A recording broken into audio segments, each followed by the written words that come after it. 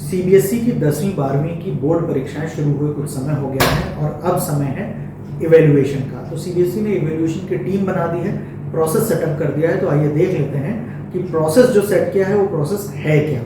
इस प्रोसेस में क्या किया गया है कि सबसे पहले एक इवैल्यूएशन सेंटर का सिलेक्शन किया गया है, एक नहीं, एक एग्जाम्पल के तौर पे ले रहे हैं, यानी अनेक इवैल्यूएशन सेंटर्स का सिलेक्शन किया गया है। और ये इवैल्यूएशन सेंटर्स जो हैं, जिनको नोडल इवैल्यूएशन सेंटर कहा जा रहा है, ये कुछ और नहीं है बल्कि सीबीएसई एफिलिएटेड स्कूल्स हैं, जिनको सीबीएसई रीजनल ऑफिस ने माना है कि ऐसे विद्यालयों के अंदर वो सभी सुविधाएं मौजूद हैं जो इवैल्यूएशन के समय पर चाहिए होती हैं, चाहे वो इंफ्रास्ट्रक्चर से रिलेटेड हो या किसी और तरीके की सुविधाएं हो, मैन पावर से रिलेटेड हो, वो सारी सुविधाएं ऐसे स्कूल्स के पास हैं, उनको ही नोडल इवैल्यूएशन सेंटर बनाया गया है। हर एक नोडल इवैल्यूएशन सेंटर के अंदर में एक सीएनएस बनाया गया है, यानी चीफ नोडल सुपरवाइजर बनाया गया है।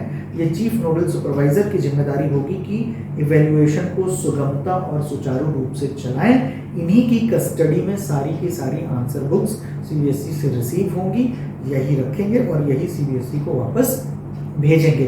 तो ये सीएनएस उस संबंधित जो वेन्यू स्कूल है उसके प्रिंसिपल्स होंगे, और अगर प्रिंसिपल्स किसी वजह से इस जिम्मेदारी को नहीं ले पा रहे हैं तो वहाँ के संबंधित वाइस प्रिंसिपल्स होंगे। तो ये हैं चीफ नोडल सुपरवाइजर और उनका नोडल इवैल्यूएशन सेंटर। अब हर एक चीफ नोडल सुपरवाइजर के अंडर में कम से कम 3 सब्जेक्ट्स का इवैल्यूएशन दिया गया है, मिनिमम 3 सब्जेक्ट का इवैल्यूएशन दिया गया है। ये 3 से ज़्यादा हो सकता है लेकिन 3 से कम नहीं होगा। और जितने भी सब्जेक्ट्स दिए हुए होंगे उन सभी सब्जेक्ट्स में एक एक हेड एग्जामिनर भी सीबीएसई अपॉइंट करके भेजेगा, यानी भेज दिया है। जहाँ जहाँ भी इवैल्यूएशन स्टार्ट होने वाले हैं वहाँ सारी व्यवस्थाएं कर दी गई हैं। 3 सब्जेक्ट हैं तो 3 हेड एग्जामिनर्स, 4 हैं तो 4, 5 हैं तो 5 हेड एग्जामिनर्स। अब आगे देख लेते हैं कि ये हेड एग्जामिनर के अंडर में क्या टीम रहने वाली है। हेड एग्जामिनर अपॉइंट किया जाएगा सीबीएसई के द्वारा। अब हेड एग्जामिनर के अंडर में होंगे 3 असिस्टेंट हेड एग्जामिनर्स। 3 क्यों होंगे? इसलिए होंगे क्योंकि इस बार क्वेश्चन पेपर 3 सेट्स में आया था, सेट 1, सेट 2 और सेट 3। हर सेट के लिए एक असिस्टेंट हेड एग्जामिनर, और हर असिस्टेंट हेड एग्जामिनर के अंडर में 4 इवैल्यूएटर्स होंगे। हर असिस्टेंट हेड एग्जामिनर के अंडर में 4 इवैल्यूएटर्स होंगे, चाहे वो सेट 1 का हो, चाहे सेट 2 का हो, चाहे वो सेट 3 का हो। और इसके बाद असिस्टेंट हेड एग्जामिनर कोऑर्डिनेशन, ये होंगे सीधे हेड एग्जामिनर के अंडर में। इनके अंडर में होंगे 3 कोऑर्डिनेटर्स, और ये तीनों कोऑर्डिनेटर्स एक सेट 1 के लिए, एक सेट 2 के लिए और तीसरा सेट 3 के लिए। तो ये हो गई टीम जो इवैल्यूएशन का काम संभालेगी। अब ये जो टीम बनाई गई है सीबीएसई के द्वारा इवैल्यूएशन करने के लिए, ये काम कैसे करेगी? तो ये काम इस तरीके से करेगी कि पहले दिन ये पूरी की पूरी टीम जो है नोडल इवैल्यूएशन सेंटर पर असेंबल हो जाएगी दिए गए टाइम पर, और वहाँ पर सबसे पहला काम करेंगे ये क्वेश्चन पेपर और मार्किंग स्कीम को डिस्कस कर लेंगे।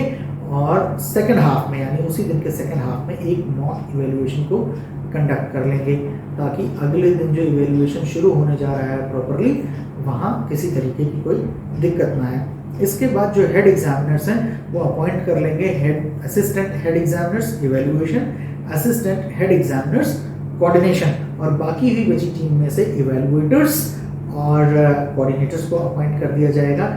इसके बाद होगा कि पहली 5 कॉपियां इशू कर दी जाएंगी इवैल्यूएशन करने के लिए। इन कॉपियों को इवैल्यूएट करेंगे इवैल्यूएटर्स, और अगर सभी लोग संतुष्ट हैं कि इवैल्यूएशन प्रॉपर हुआ है तो इसके बाद सीएनएस क्या करेंगे? सीएनएस हेड एग्जामिनर्स को उनके संबंधित विषयों की कॉपियों को इशू कर देंगे, अलॉट कर देंगे। पर डे कितनी कॉपियां दिया जाना है उसके हिसाब से कॉपियों का अलॉटमेंट कर दिया जाएगा। डेली बेसिस पर अगर बात करें तो पर इवैल्यूएटर 30 कॉपियां या 35 कॉपियां दी जानी है। 30 दी जानी है मेन सब्जेक्ट्स में, मेन सब्जेक्ट्स जो भी हैं उन सब्जेक्ट्स की केवल 30 कॉपियां दी जानी है। यानी मेन सब्जेक्ट्स क्या होंगे? जो एनेक्जर 1 में शामिल है, जो एनेक्जर 1 में शामिल है वो सारे के सारे मेन सब्जेक्ट्स हैं। एनेक्जर 1 के बाहर वाले जितने भी सब्जेक्ट्स हैं उनमें 35 कॉपियां भी दी जाएंगी इवेल्युएटर्स को चेक करने के लिए। यहाँ ध्यान रखने की बात है कि अगर किसी कॉपी में 96% से 100% तक यानी 95% के ऊपर अगर मार्क्स मिलते हैं तो इस कॉपी का री इवेल्युएशन किया जाना कंपलसरी होगा। ये ध्यान देने की बात है कि अगर किसी भी कॉपी पर 95% से ऊपर मार्क्स मिलते हैं तो उसका री इवेल्युएशन किया जाएगा, प्रॉपर थॉरो री इवेल्युएशन किया जाएगा, चाहे फिर वो 1 कॉपी हो, चाहे 4 कॉपी हो, चाहे 40 कॉपी हो। साथ ही साथ जो इवेल्युएटर्स हैं उनको ध्यान रखना है कि जितनी भी आंसर बुक्स का यूज़ किया गया है, चाहे वो मेन आंसर बुक्स हों या सप्लीमेंट्री आंसर बुक्स हों, वो सारी की सारी इंटैक्ट हैं या नहीं। अगर कोई पेज मिसिंग है या कोई पेज फटा हुआ है तो इसकी रिपोर्ट जो है हेड एग्जामिनर और असिस्टेंट हेड एग्जामिनर के साथ में साझा करनी होगी। आगे बढ़ते हैं तो देखते हैं कि जो असिस्टेंट हेड एग्जामिनर्स इवेल्युएशन है इनको दिन की 20% कॉपीज़ को चेक करना होगा। अब चाहे इसको कह लीजिए कि पर इवेल्युएटर 20% कॉपीज़ को चेक करना होगा या टोटल की 20% कॉपीज़ को चेक करना होगा, दोनों एक ही बात है। साथ ही साथ जब कॉपीज़ चेक हो जाती हैं तो उन कॉपीज़ को कोऑर्डिनेटर्स को हैंड ओवर करना, उन जो कि स्क्रूटनी करेंगे, वेरिफिकेशन करेंगे, चेकिंग करेंगे और अपलोडिंग ऑफ मार्क्स करेंगे। कोऑर्डिनेटर्स कई सारे काम करेंगे, इन कोऑर्डिनेटर्स को चेक हुई कॉपीज़ को हैंड ओवर कर देना है। अब कोऑर्डिनेटर्स क्या काम करेंगे ये देखिए। सबसे पहली चीज़ वो देखेंगे कि जितनी भी कॉपीज़ हैं वो इंटैक्ट हैं या नहीं हैं। दूसरा बहुत इंपॉर्टेंट है कि कॉपीज़ के अंदर कोई पार्ट ऐसा तो नहीं है जो इवेल्युएटर से इवेल्युएट किए बिना छूट गया हो, बहुत इंपॉर्टेंट है। फिर चेक करेंगे टोटलिंग ऑफ मार्क्स को चेक करेंगे कि मार्क्स जो टोटल किए गए हैं अंदर और बाहर सब प्रॉपर हैं, बराबर हैं, कम ज़्यादा तो नहीं हो गया है। फिर देखेंगे कि टाइटल पेज पर जो मार्क्स की पोस्टिंग करी गई, जो केजिंग के अंदर पोस्टिंग की जाती है, वो करेक्ट है या नहीं है। साथ ही साथ ये भी देखेंगे कि जो टोटल ऑफ मार्क्स पोस्ट किया गया है टाइटल पेज के ऊपर वो भी सही है कि नहीं है। अगर इसमें किसी तरीके की मिस्टेक पाई जाती है तो ये कोऑर्डिनेटर्स की जिम्मेदारी है कि अपने AHE यानी AHE कोऑर्डिनेशन को साथ लेकर के उनके सुपरविजन में इसमें करेक्शन कर लिया जाए और हेड एग्जामिनर को इसकी सूचना तत्काल दे दी जाए। अब जो AHE कोऑर्डिनेशन है इनके पास भी कुछ जिम्मेदारियां हैं कि इनके कोऑर्डिनेटर्स ने जितनी भी कॉपियों को चेक किया हुआ है उसमें से 10% आंसर बुक्स को चेक कर लेंगे। जितने भी कोऑर्डिनेटर्स हैं उन सभी की 10% आंसर बुक्स को AHE कोऑर्डिनेशन चेक कर ले। और मोर इम्पॉर्टेंटली जितनी भी अवार्ड लिस्ट बनी है उनको क्रॉस वेरीफाई कर लें कि आंसर बुक्स के ऊपर जो मार्क्स दिए हैं वही मार्क्स अवार्ड लिस्ट के ऊपर हैं। इसके बाद कोऑर्डिनेटर्स जो है मार्क्स की अपलोडिंग कर देंगे। फिर फाइनलाइजेशन से पहले AHE कोऑर्डिनेशन की ये जिम्मेदारी है कि जो मार्क्स अपलोड किए गए हैं और अवार्ड लिस्ट पर जो मार्क्स दिए हुए हैं उन दोनों का मिलान कर लिया जाए कि दोनों सेम टू सेम हैं या नहीं है। इसके बाद जो है वो जिम्मेदारी आ जाती है हेड एग्जामिनर की। हेड एग्जामिनर को क्या करना है कि दिन भर में जितनी भी कॉपीज़ दी गई हैं चेक करने के लिए, इवेलुएट करने के लिए, उन कॉपियों का 10% जो है हेड एग्जामिनर को इवेलुएट करना है। और वो कहाँ से करना है, जितने भी HEs हैं उनकी 3-3 कॉपीज़, जो असिस्टेंट HEs हैं, असिस्टेंट हेड एग्जामिनर्स हैं इवेलुएशन वाले, उनकी 3-3 आंसर कॉपीज़ को चेक करना है।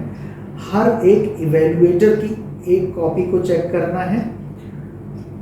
फिर जो कोऑर्डिनेटर्स हैं जिनकी कॉपियों को AHE ने चेक कर दिया है, AHE कोऑर्डिनेशन ने चेक कर दिया है, उनमें से 3 कॉपियों को लेकर के चेक करना है। और फिर जितने भी कोऑर्डिनेटर हैं उनकी 1-1 कॉपी को लेकर के स्क्रूटनी कर लेना है। तो ये जो है हेड एग्जामिनर को करना है। इस तरीके से ये टोटल 27 कॉपीज़ किसको चेक करनी है, हेड एग्जामिनर को करनी है।